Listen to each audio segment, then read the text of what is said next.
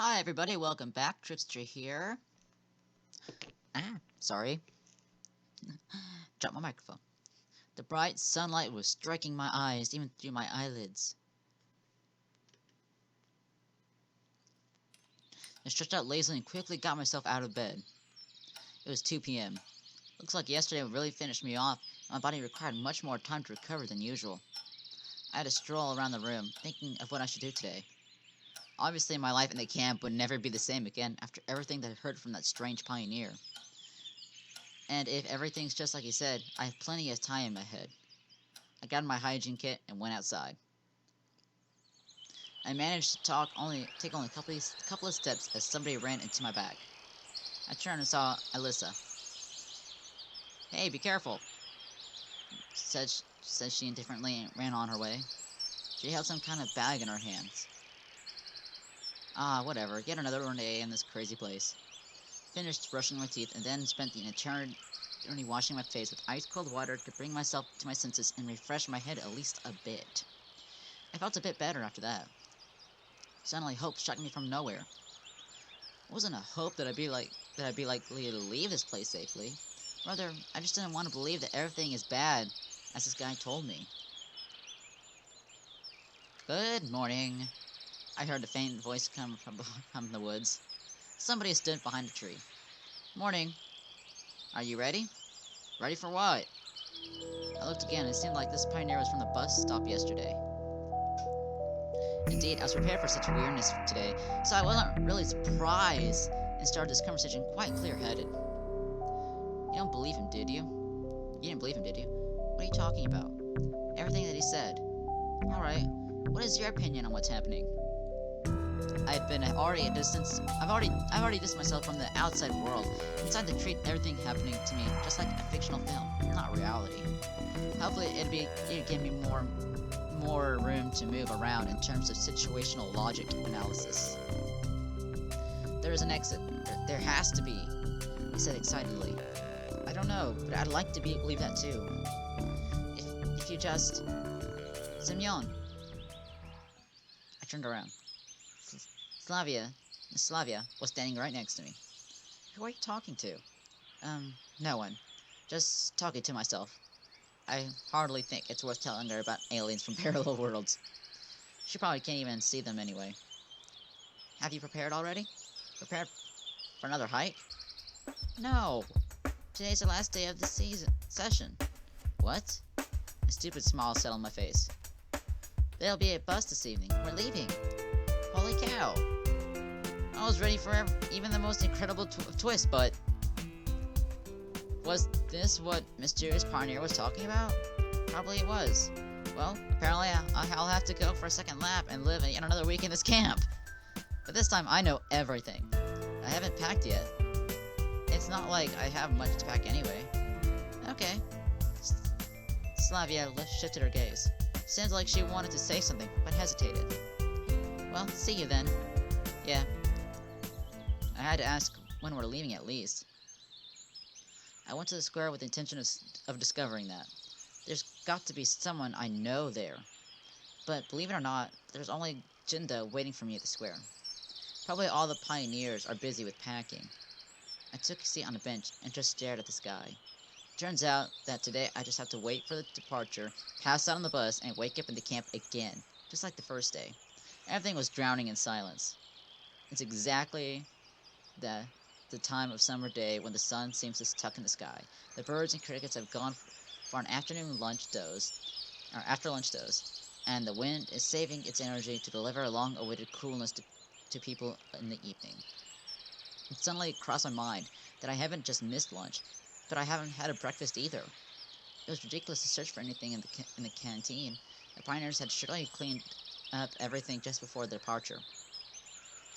I scratched my head and made my way to Olga's cabin. Surely there should be something edible in the table's drawer. Someone called for me just as I approached the door. Shurik and Electronic were swiftly approaching the cabin. "Are you already packed up?" "Already packed up," I answered, imitating him. "You haven't quite been yourself the last few days." "What makes you say that?" "How should I know? You know better." I mean, why are you so concerned?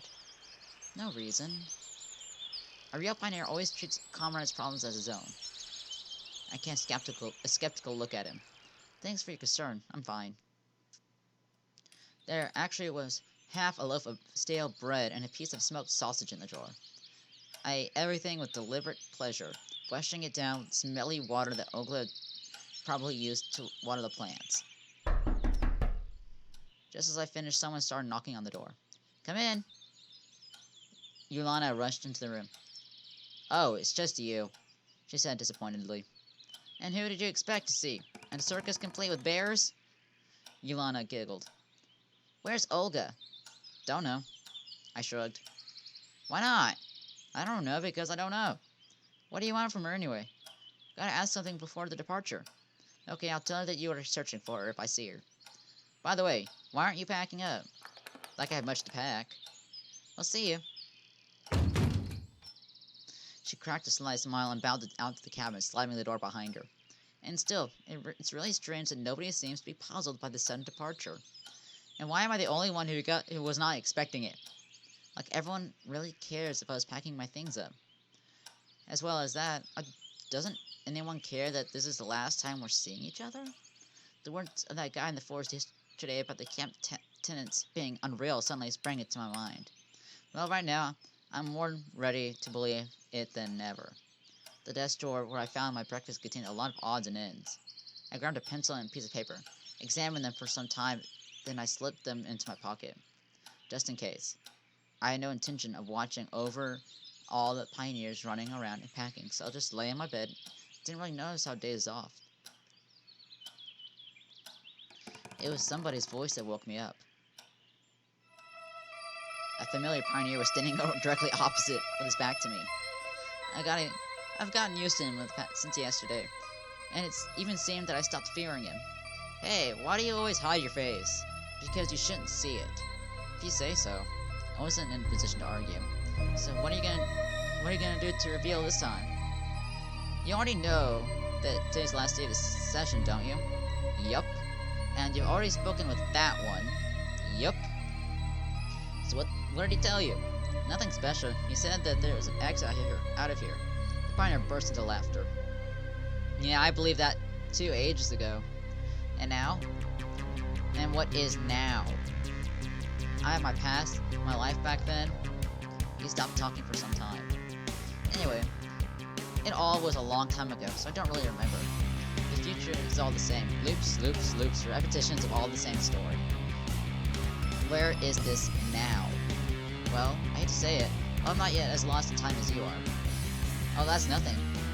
That'll come with time. He broke into diabolic laughter. There's just one thing I don't remember. What's your reason for coming to me? What do you expect to achieve? Me? Nothing, really. So why did you come then? It's just because you, him, and others like us are the only real people around here. Given everything you said to me already, I just wasn't ready to believe that all the local tenants are just puppets in some kind of hellish stage play. Are you sure that you're alright? Right about what? Well, that you're right about everything. I can't be right or wrong. I didn't choose this world. I didn't throw myself into it. I'm just here, and you're just here. Listen, I've already got a headache from your philosophizing. I was kind of puzzled myself as to why I was so calm talking to this mysterious pioneer. Well, here it is, right in front of you. All the fantasy and devilry that is happening in this camp. Here it is, an explanation, at least a partial one, for how I got here. Here they are, the answers I've searched for such a long time. On one hand, my behavior was quite logical. While I couldn't quite explain what was happening, this cuckoo guy just talked and talked, but it's not like his words changed anything. Then what's the point of listening to him? Oh no, you will soon understand everything yourself. Somebody was knocking at the door. I got up to open it. It was Slavia on the doorstep. You came to see Olga? No. Come in then. I was 100% sure this pioneer had already disappeared. Turns out I was right. Slavia took a seat on the bed and snuggled against the wardrobe as far corner of the room. She was distinctly nervous. Did something happen? Not really. It's just today's the last day. Well, I'm already aware. Better late than ever. Well, so I thought.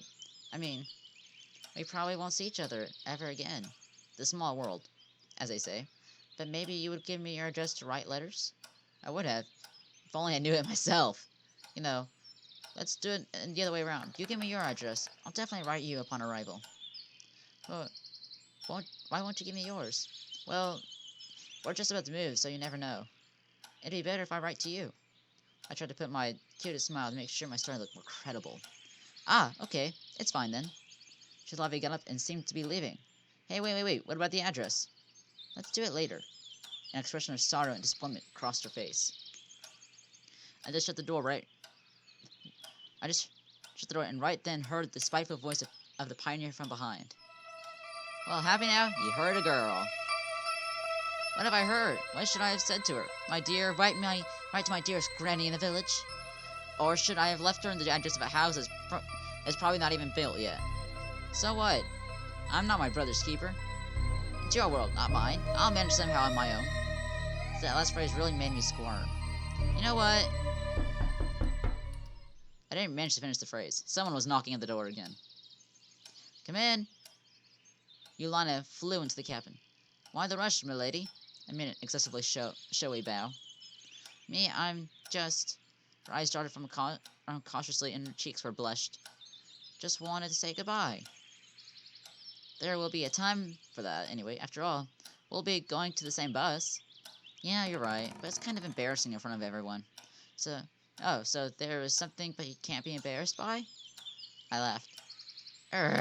She pouted. I just want to tell you that you aren't a douche, really. In fact, you're almost a cool guy. Her words astonished me. Well, thanks. You're good to hang out with, too. Well, that's that. She rushed aside, slamming the door loudly. Hey, didn't expect that from her? Did you? I got nothing to do with that. I told you. It really looks like you knew what she will say. Maybe I did. Maybe not. You just came here to mock me. I started to lose my temper. That idea had also crossed my mind. Dick. Then why the hell are you hanging around here?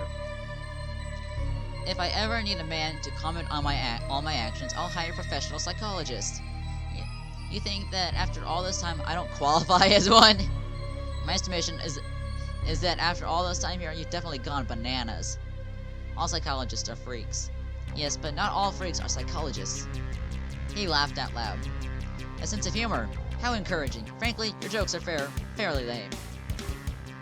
Who are you laughing at? At yourself? Listen, if you've got nothing to do with your own world, go and bug the second one. And have you got anything to do in your world? The pioneer sharply countered. You know, I'll find what to do. I'll pack up my things, leave this camp, and then what? Then what? What? I know. I've never been in such a situation before, believe it or not. It's just that you forgot that you won't be able to leave the camp. Yeah, he was right on that matter. Probably. Just because you failed to do so doesn't mean I will fail too. You are the boss. There was a knock on the door. So quiet I barely heard it. Damn, who else is it? I hissed under my breath and shouted, Come in! But the door didn't open, so I pulled open the handle myself.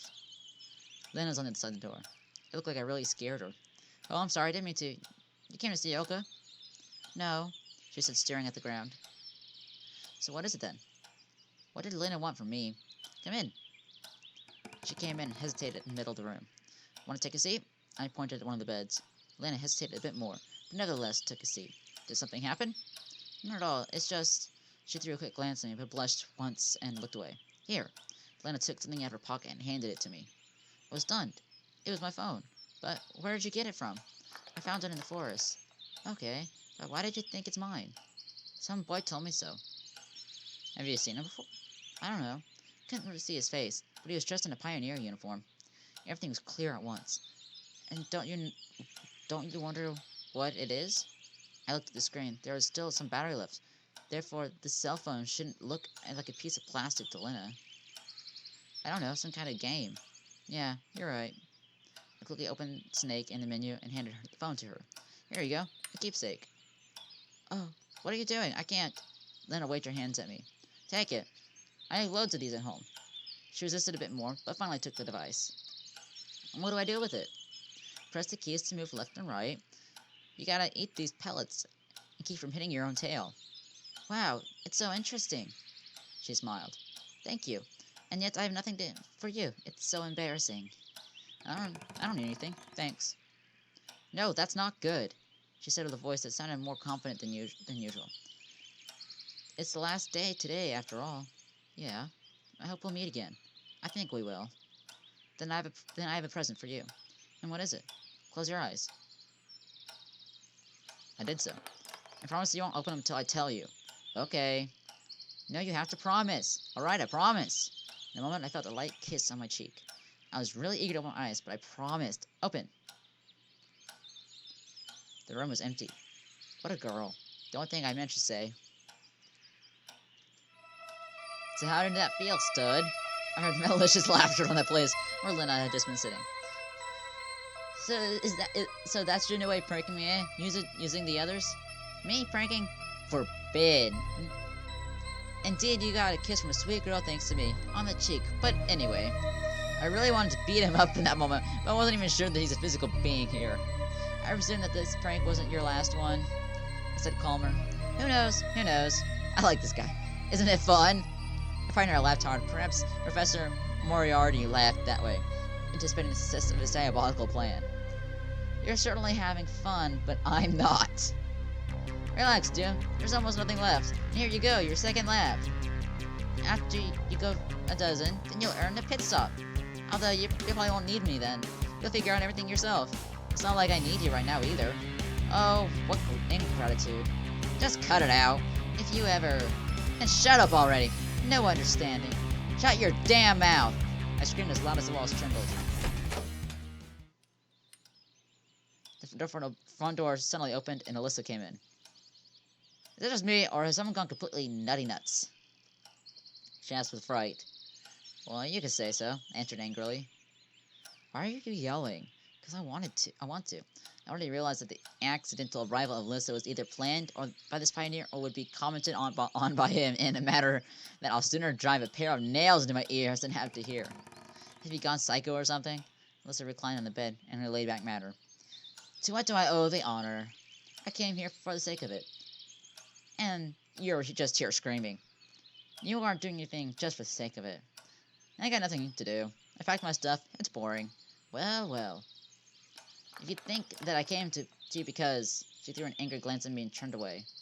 I really shouldn't have come here after that. After what? I hadn't said a word. Of course, you thought it instead. Oh, so you can read minds now. There's no need to read your mind. It's written all over your face. It's hardly possible to read anything on my face besides fatigue and anger. And what do you read there? It's none of your business. Well, it's not like I'm holding you here. Forget it. I'll go do whatever I please. Don't boss me around. Okay, stay here then, for God's sake.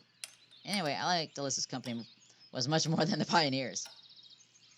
I lay back and closed my eyes. It took Alyssa a few minutes to break the silence. You really don't want to tell me anything. For example, today's the last day, after all. So you're happy? Well, she babbled uncertainly. Everyone's leaving. Good riddance. And that's all? You need something else? Didn't you like it here? Voice sounded unusual. I've seen better places. Damn, you're so dumb that speaking to you is a complete waste of time. She got up and headed to the exit. Good luck to you too. Alyssa turned to me. Her face was wreathing with anger. Couldn't you at least have said you'll miss me?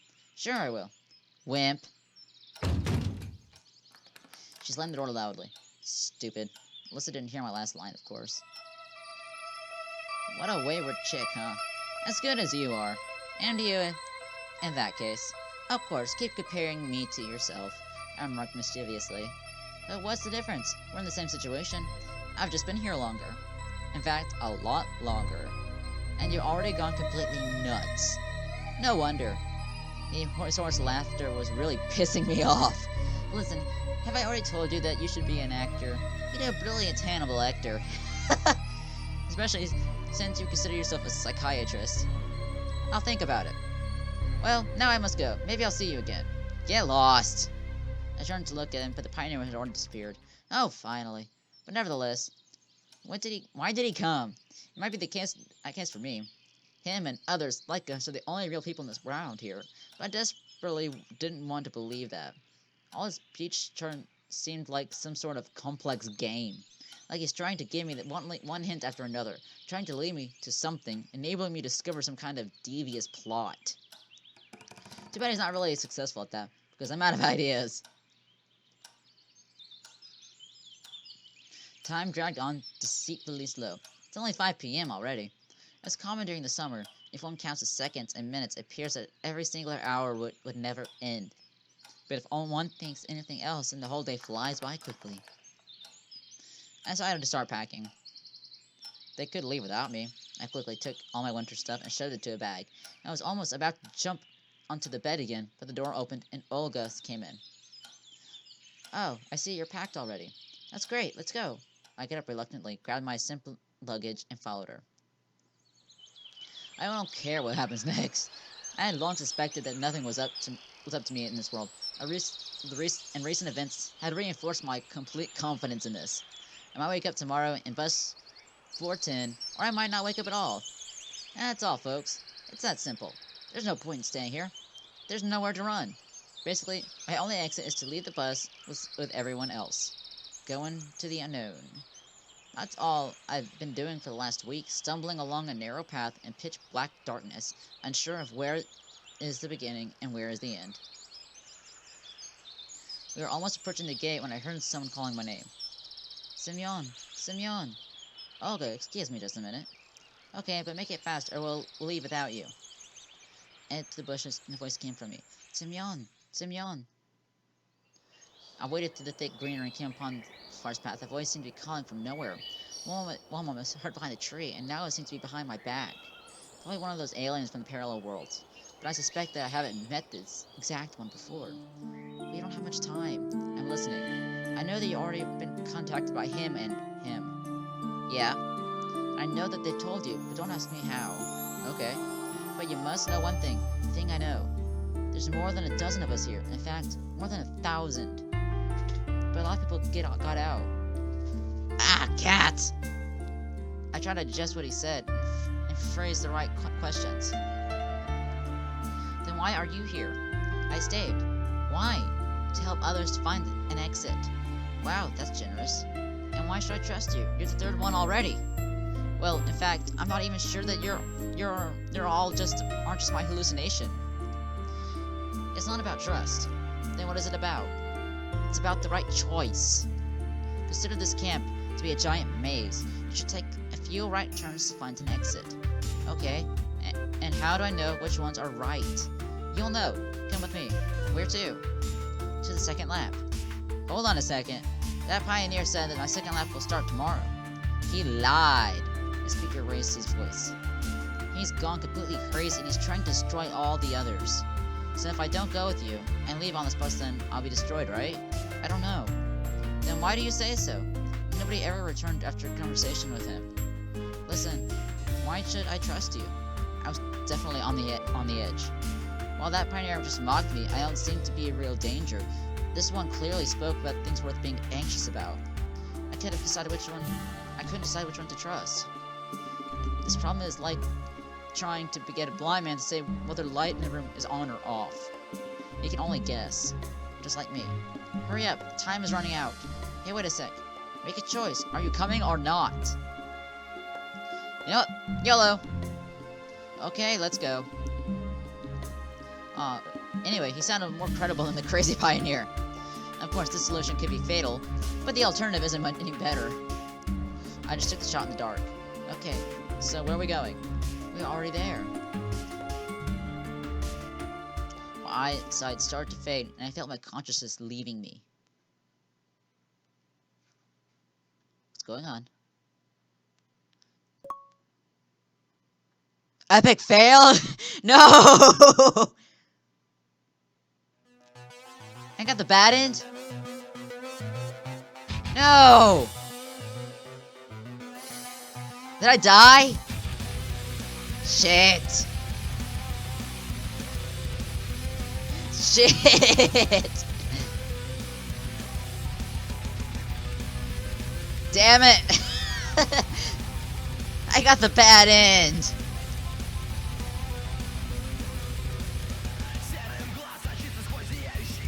Damn it.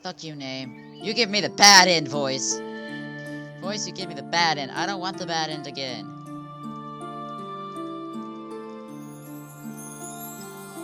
Stayed. You're a liar. You're a damn liar. I want good end.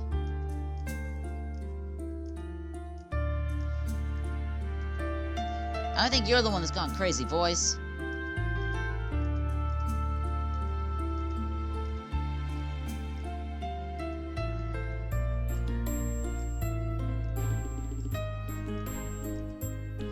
Do not follow the voice. No. You know what? I can't just believe you in a couple of minutes. At least I've known. Oh, they spelled known wrong. Typo. Typo. And that guy looked at for a little longer, and his arguments have seemed more weighty. You'll be sorry. Those words sounded like they're coming from another world. The voice seemed to disappear. Of course, I couldn't be sure whether my choice was right or not. I know it was right. It was a blind guess enforced by a time limit. Nevertheless, whether I'm right or not, we'll find out soon. Okay, I'm gonna save here. And I shall see y'all in the next one. Bye-bye.